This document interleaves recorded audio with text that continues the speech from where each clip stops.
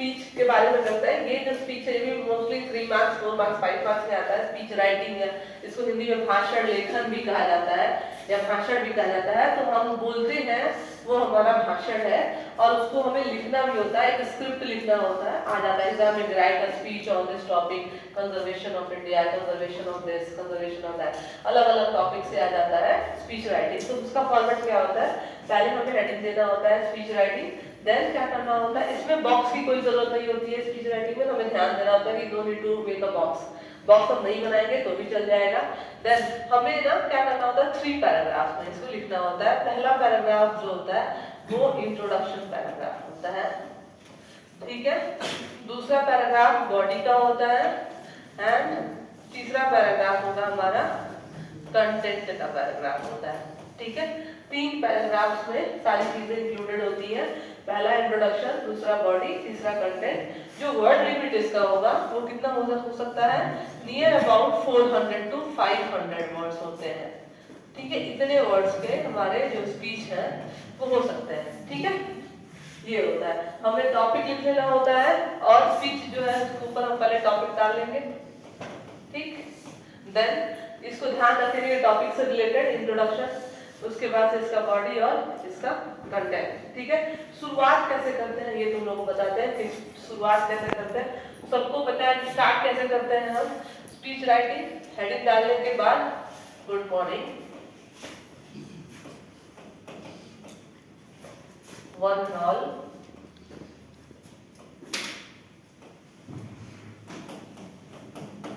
फिर अपना आप नाम लिखोगे। इंट्रोडक्शन का पैराग्राफ मैं बता रही हूँ, my name is dash, I am from,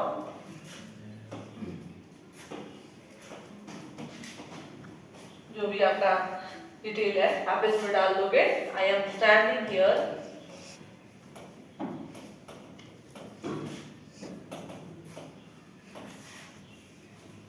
to deliver a short speech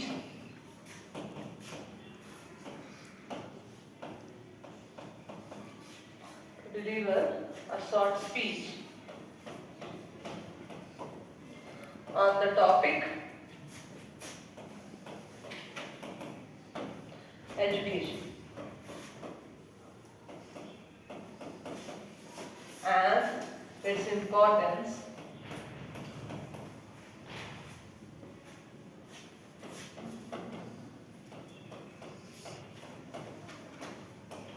in our life, ठीक है। ये आपका इंट्रोडक्शन हो गया, आप लोग का good morning one and all या फिर good morning and my name is this and I am from, अपना एड्रेस बता दोगे, I am studying in this class, I am standing here to deliver a small speech on the topic education and its importance. आपका जो भी topic हो वो डाल सकते हो, मैंने जस्ट एग्जांपल में दे दिया है education and its importance in our life, ठीक है। जो टॉपिक होगा उसके अकॉर्डिंग आप लिखोगे। ये मैंने अज्यूम किया है कि हमारा टॉपिक ये है, ठीक है, and importance in our life. अब इसके बाद से करना क्या है, इसके बाद जो आपका मेन पैराग्राफ स्टार्ट होगा वो कैसे स्टार्ट होगा वो देखो। ये हो गया सबका,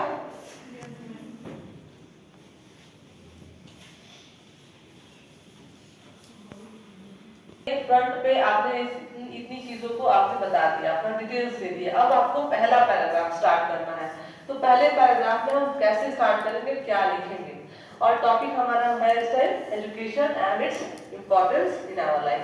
क्या है एजुकेशन और उसकी इम्पोर्टेंस क्या है। तो पहले आप रीडर को, क्या अगर आप स्पीच दे रहे हैं किसी असेंबली में, तो उन्हें बताओगे कि एजुकेशन है क्या, उस शब्द का मतलब क्या है, कहाँ से लिया गया है, सारी चीजें, ठीक है। तो आपका पहला पैराग्राफ यहाँ से स्टार्ट होगा कि education is made from a Latin word made from educatum,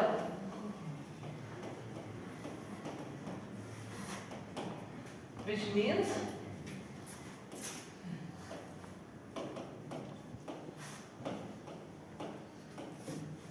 ability to read and write.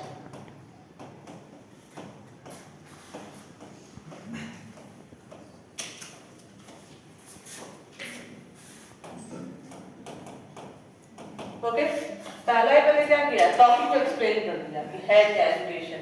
अगर मान लो तुम्हारा टॉपिक बैलेंस डाइट है तो तुम पहले बताओगे कि बैलेंस डाइट है क्या। अगर टॉपिक जंक फूड पे तुम्हें बोलना है, स्पीच देना है, तो तुम पहले बताओगे कि जंक फूड क्या होता है। इस तरीके से तुम्हें 2-3 लाइन का इस्तेमाल करके उसको एक्सप्लेन करना होगा फर्स्ट टॉपिक को। जो तुम्हारा इंट्रोडक्शन है, जैसे तुमने स्पीच का खत्म किया उसके बाद तुम्हें एक्सप्लेन करना होगा उस टॉपिक को के मेन थियरी को, कि वो लोग जान जाए कि आखिर जिसमें तुम भाषण दे रहे हो किस चीज के बारे में तुम बता रहे हो। ठीक है, इसके बाद से फिर आपको अपना कंटेंट यूज करना है, बताना है कि इंपॉर्टेंस क्या होता है, क्यों एजुकेशन लेना इंपॉर्टेंट है हमारी लाइफ में, उसका क्या रोल है। और फिर कंक्लूड, जो आपका कंक्लूड होगा, जो चैप्टर जो आपका स्पीच है उसका कंक्लूजन होगा, उसमें आप साफ साफ बताओगे भाई एजुकेशन हमारे डेवलपमेंट के लिए, ओवरऑल डेवलपमेंट के लिए बहुत इंपॉर्टेंट है, हमें फिजिकली मेंटली हर तरीके से सपोर्ट करता है। क्योंकि जब हम इस चीज के बारे में जानकारी ले लेते हैं, हम रीड कर लेते हैं, राइट कर लेते हैं, हमारी समझ डेवलप हो जाती है, तो हमारी अवेयरनेस बढ़ जाती है। इस तरीके से आप कंक्लूजन लोगे, ये हेंस हम ये बता सकते हैं कि एजुकेशन हमारे लिए और सबके लिए जरूरी है। ठीक है, यहाँ तक क्लियर हो गया, सबको समझ में आ गया? Okay, thank you.